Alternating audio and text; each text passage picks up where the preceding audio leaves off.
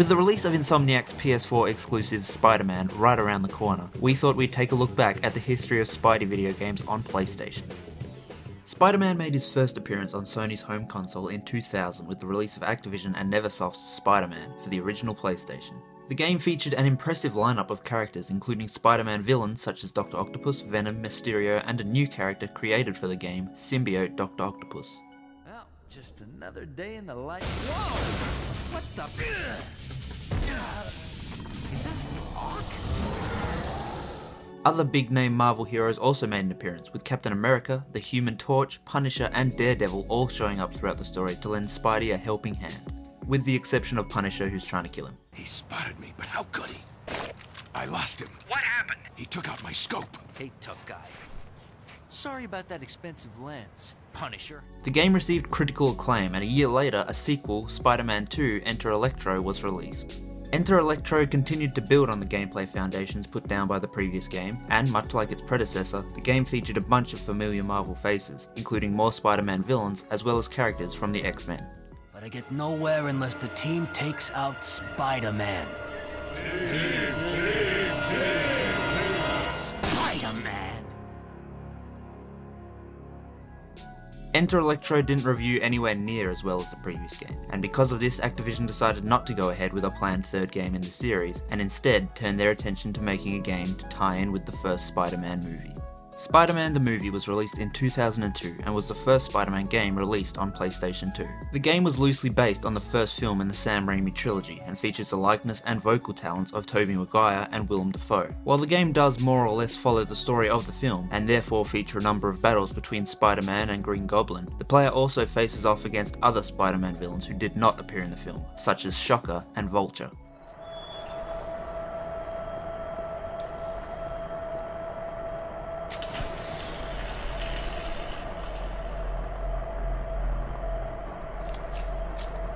Time to bring down the lights.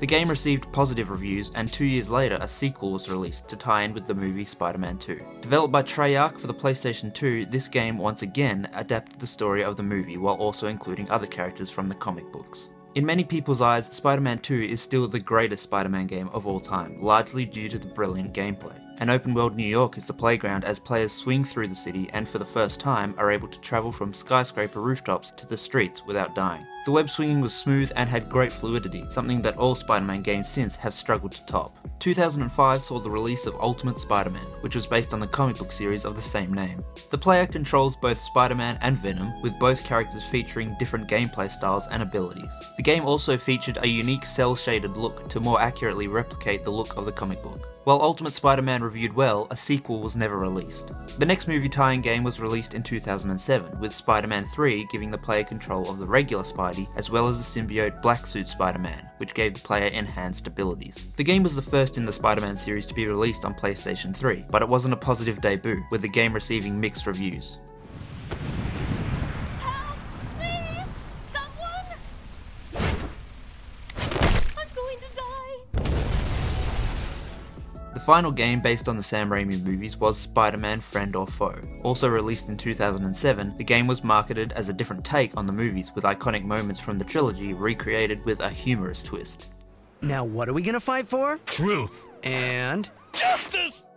Friend or Foe reviewed poorly, scoring less than 5 out of 10 from Game Informer, Eurogamer, and IGN. 2008 saw the release of SpiderMan Web of Shadows, which featured choice-based elements and multiple endings depending on the player's decisions throughout the game. Web of Shadows once again features other Marvel heroes, including Luke Cage and Wolverine, while the symbiote Black Suit Spider-Man also returns as a playable alternative to the traditional red and blue suit. Following Web of Shadows, Beanox took over development duties with a new game, SpiderMan Shattered Dimensions. This game brought a fresh, new approach to the series with 4 playable versions of Spider-Man. There was a traditional Amazing Spider-Man, Spider-Man 2099, Noir Spider-Man, and Ultimate Spider-Man. Each version had their own unique gameplay and art style, while the characters were all voiced by actors who had previously played the role of Spider-Man. This fresh approach was well received by critics, and a year later, Beanox returned for a sequel, Spider-Man Edge of Time.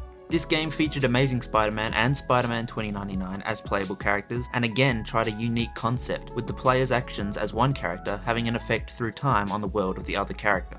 Reviewers felt Edge of Time didn't quite pull off this concept, however, with the game receiving mostly mixed reviews. Beenox finished up their time with the Spider-Man series with 2 movie tie-in games based on the Amazing Spider-Man films starring Andrew Garfield. While these games saw the return of the open-world New York that fans loved, the game still didn't quite hit the mark. And now, after a 4-year break, Spidey's making his return to the world of video games with Insomniacs Spider-Man. Could this finally be the Batman Arkham of Spider-Man games? We'll find out soon enough, but for now, it's great to have Spidey back.